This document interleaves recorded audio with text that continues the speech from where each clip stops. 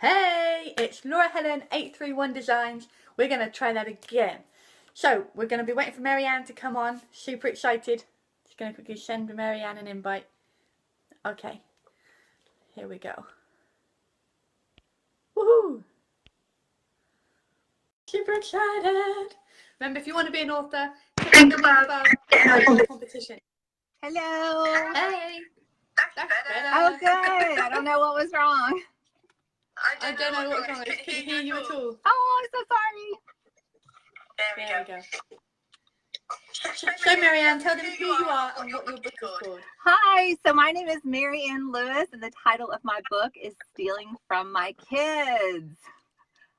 Stealing. Has anybody ever stolen from their kids? So, yeah, that's the title of my book. I'm super duper excited to be working with Laura. She has been amazing. And I'm so excited to bring this book out to people, mums, parents, people hustling, people struggling, people doing what they need to do for their kids. I think our journeys are so aligned and similar in so many ways. I've stolen from my kids. It sounds insane, doesn't it? Go on, tell people the inspiration behind your story. Well, let's see the inspiration behind my story. Gosh, we'll just talk about Christmas about 5 or 6 years ago when I was a single mama of these 4 beautiful, precious babies. And I didn't know where I was going to be able to buy Christmas presents for them, you know, and just really digging deep and doing what we have to do to help our kids and make them happy. And I know things aren't really designed to make them happy, but at Christmas, I mean, that's something important. You want to have stuff under the Christmas tree.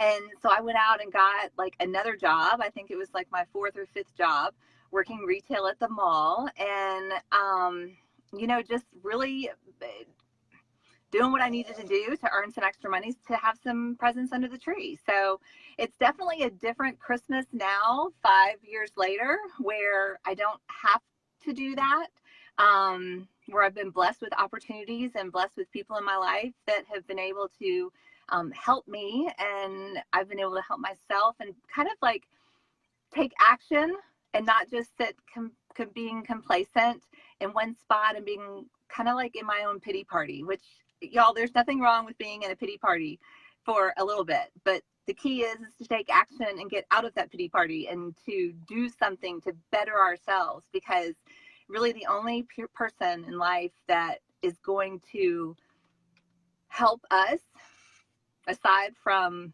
God is us.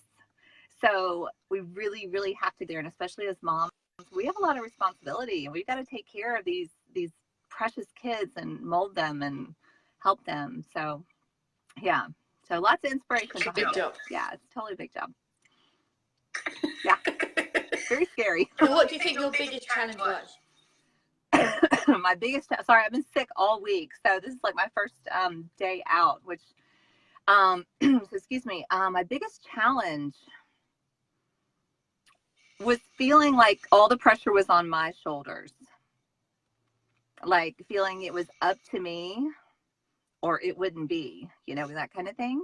And I think as moms, I mean, I know you've probably felt that too, Laura, where we just feel so much responsibility, right, for our children and our children's success. And I think as moms, we always internalize any failure whatsoever, thinking we're like, oh my gosh, I'm the worst mom ever. Like they're going to be like on a shrink's couch when they're 30 and it's going to all be my fault. And, you know, so I think just fear that I was going to mess up and fear that I was making wrong decisions. I think that's probably my biggest challenges. And how they'd affect your kids. It's all about how it affects our kids, right? Yeah, yeah. And knowing that some of my choices did affect my children, and living with that. So that's always hard. But you do share some beautiful stories how they learned lessons through that. Oh, yeah. Totally. When you're out finding things at different prices to what you used to pay and then being like, ooh, look what I found. Oh my gosh, totally. Like I remember being in Goodwill. Like Goodwill was our friend. Thrift stores were our friends. And they still are. I mean, they really are. Like even this morning, Maggie and I were like, okay, we got to go by Goodwill and see what's going on. Because I would be there and I can see George, my oldest, he'll be 20 this month. And I can still see him 4 aisles over. I have 3 boys and 1 girl. And anybody who's got little boys, and I've got like athletic rough and tumble boys, and they want the Adidas and the Reebok and the Under Armour and the like all those name brands. Well, like an Under Armour shirt's like $26. I mean, and I don't care how much money I've got. I mean, 26, that's a lot of money for just one shirt that a kid's going to wear for 2 months and grow out of, right? So, and for me, we didn't have that money. So I can remember George 3 aisles over at Goodwill holding up a hanger with a blue Under Armour shirt in his size going, "Mommy, look, I found one. And him saying, "Gosh, why would you pay that much for an Under Armour shirt, Mommy? It's only $2.60 here." Like it doesn't make any sense.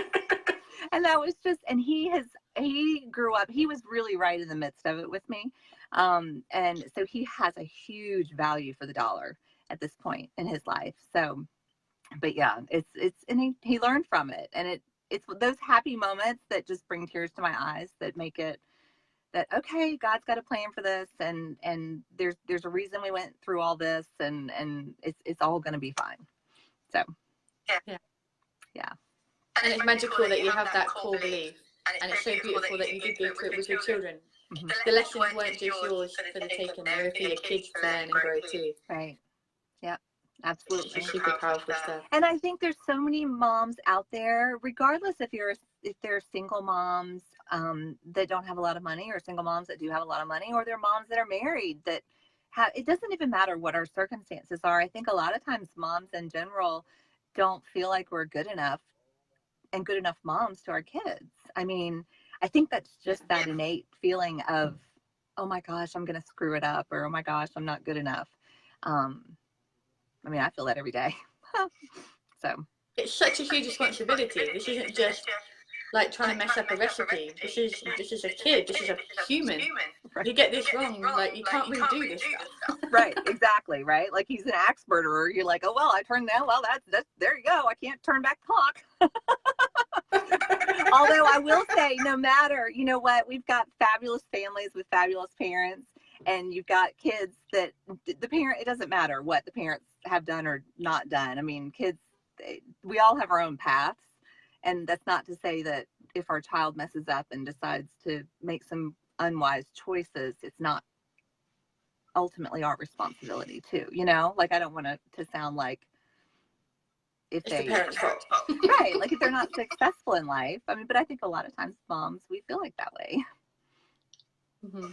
It's a lot of responsibility, and I don't think people that are parents really understand how that feels. We all look like fruitcakes that overthink everything. Right. Yes. Because I recently had my baby sister became a mummy. So I've gone from this crazy over-the-top mum to her advice. Right. Because it's such a life-transforming thing. All of a sudden, it's like, wow, I have a human. They've left it with me, really? It's all mine? Like, right. There needs to be a manual on it. I swear, there really needs to be a manual on kids.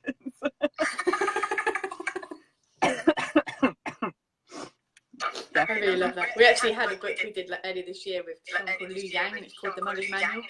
And her tagline is, "The baby does not come with the book." That's funny. That's great. Well, I'm super excited for you to get your book and your message out there. If there are people out there that have a huge audience of mummies, this is a lady to connect with. Like, it's so incredible. Her story. You're going to want to follow up and see when this book comes out. If your audience is mummies, I know she's still got some spaces for collaborations with people to get out there in her book and to go to expert in certain areas, to go out and make a difference, trying to do the best by their kids. This lady is a living proof, living example. I feel so aligned with this lady. You all know we're out there hustling so hard for our kids to be the best mummies we can be.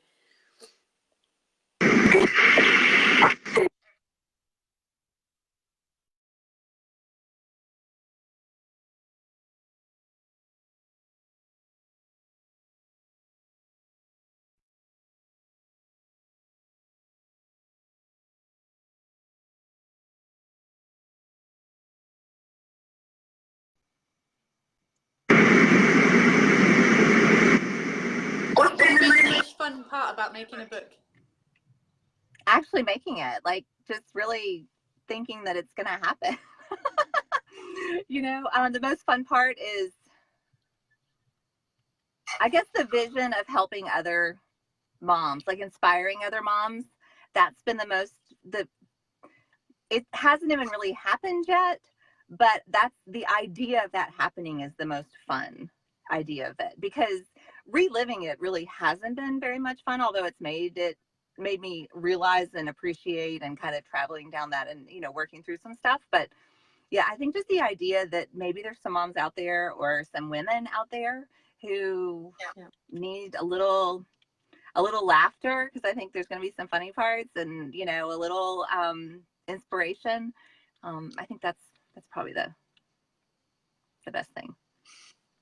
That's so beautiful. And if you go back and look on Mary's things, you'll see her cover design she had.